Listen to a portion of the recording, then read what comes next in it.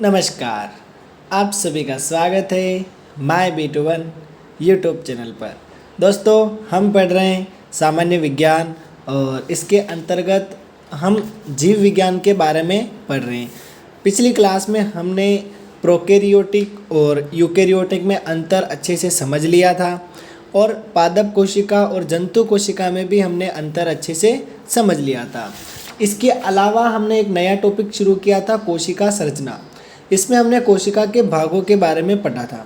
तो यहाँ पर हमने देखा था कि कोशिका के 3 भाग होते हैं, कोशिका झिल्ली, कोशिका द्रव्य और केंद्रक।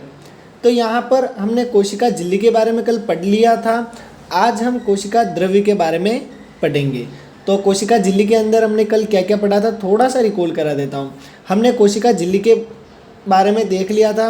सबसे बाहरी आवरण जो होता है उसको हम झिल्ली के नाम से जानते हैं। पतली होती है, मुलायम होती है, लचीली होती है।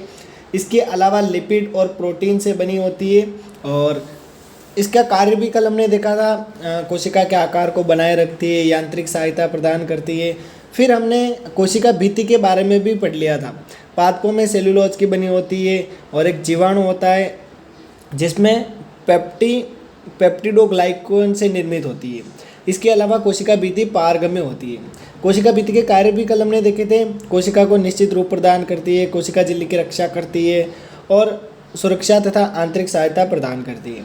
तो इत्यादि टॉपिक हमने कल की क्लास में देख लिए थे और आज हम जो कोशिका का दूसरा भाग है, कोशिका द्रव्य, उसके बारे में पढ़ना शुरू करेंगे।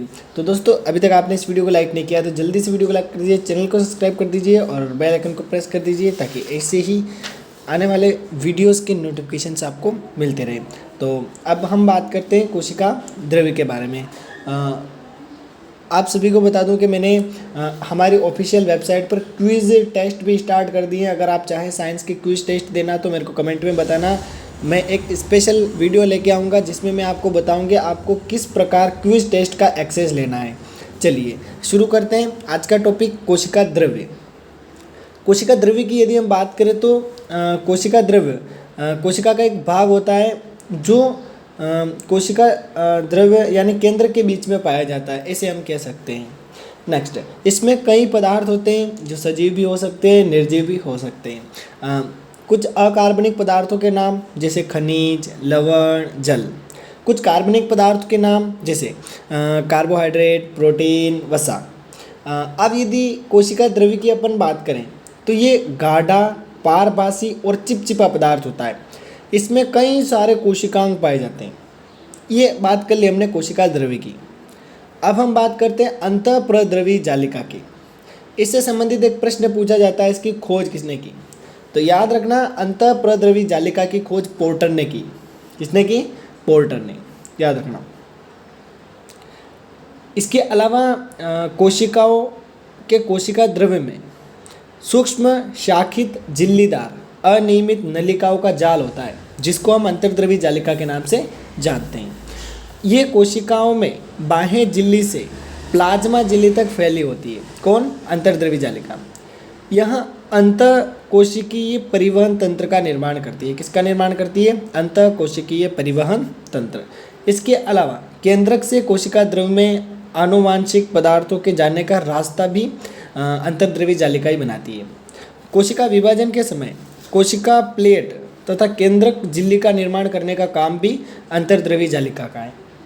अब ये जो अंतर्द्रवी जालिका होती है ये लिपोप्रोटीन से बनी होती है, याद रखना। अंतर्द्रवी जालिका के प्रकार की यदि हम बात करें तो अंतर्द्रवी जालिका 2 प्रकार की होती है, चिकनी और खुरदरी।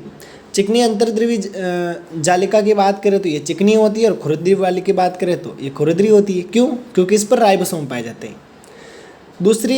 दूसरा अंतर इनमें यह है कि लिपिड का स्त्राव के लिए चिकनी अंतर्द्रवी जालिका उत्तरदायी है, जबकि प्रोटीन के संश्लेषण के लिए खुरदरी अंतर्द्रवी जालिका उत्तरदायी है। तीसरा अंतर हम देख सकते हैं, यह वसा और कोलेस्ट्रॉल के संश्लेषण में सहायक होती है।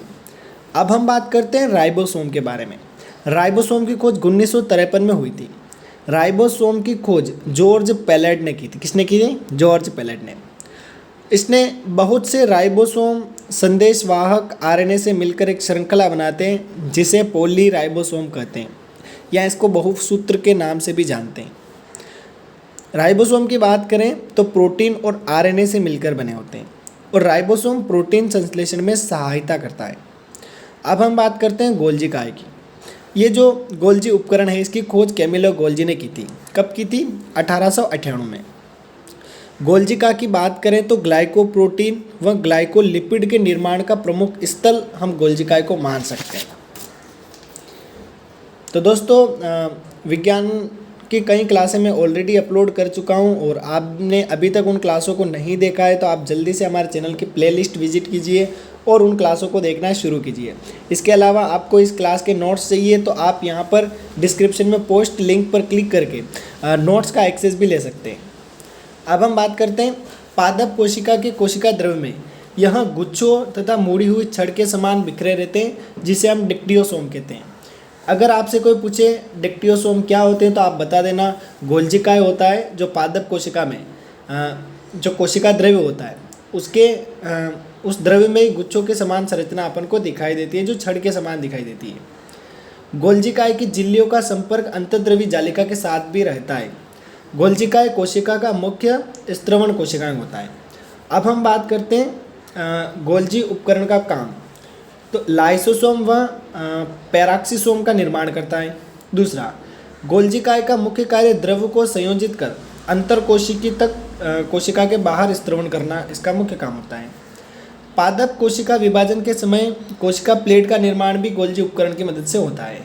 शुक्राणु में एक्रोसोम का निर्माण भी गोल्जी उपकरण की मदद से होता है। अब हम बात करते हैं लाइसोसोम के बारे में। लाइसोसोम की खोज 1955 में हुई थी और डी डवे ने की थी। यह एक सूक्ष्म कोशिकांग होता है जिसका आकार छोटा व थैली जैसा रहता है। यह enzyme carbohydrate, protein, lipid, nucleic अम्ल इत्यादि के पाचन में सहायता करता है। कोशिकीय उपापचय के दौरान कोशिका के क्षतिग्रस्त होने से लाइसोसोम क्या होते हैं? फट जाते हैं तथा इनमें मौजूद जल अपघटनीय एंजाइम कोशिका को क्या कर देते हैं? पाचित कर देते हैं। अतः कोशिका की मृत्यु हो जाती है। इसीलिए हम इसको कोशिका की आत्मघाती थैली कहते हैं। अब हम बात करते हैं माइटोकॉन्ड्रिया की। माइटोकॉन्ड्रिया की बात करें तो इसकी खोज 1857 में कोलिकर ने की थी। माइटोकॉन्ड्रिया के नाम की बात करें तो ये नाम दिया था बेंडा वैज्ञानिक ने 1898 में। यह एटीपी के रूप में ऊर्जा प्रदान करता है, अतः इसे हम कोशिका के बिजली घर के नाम से जानते हैं। यह आकार व आकृति बदल सकता है। इसमें दोहरी झिल्ली पाई जाती है। बाहरी तथा भीतरी झिल्ली दो स्पष्ट कक्षों में विभाजित होती है। भीतरी कक्ष जो घने व समांगी पदार्थों से भरा होता है उसे आदात्री या मैट्रिक्स के नाम से अपन जानते हैं। इसकी अंतः झिल्ली आदात्री की तरफ प्रवर्ध बनाती है जिसे हम क्रिस्टी कहते हैं।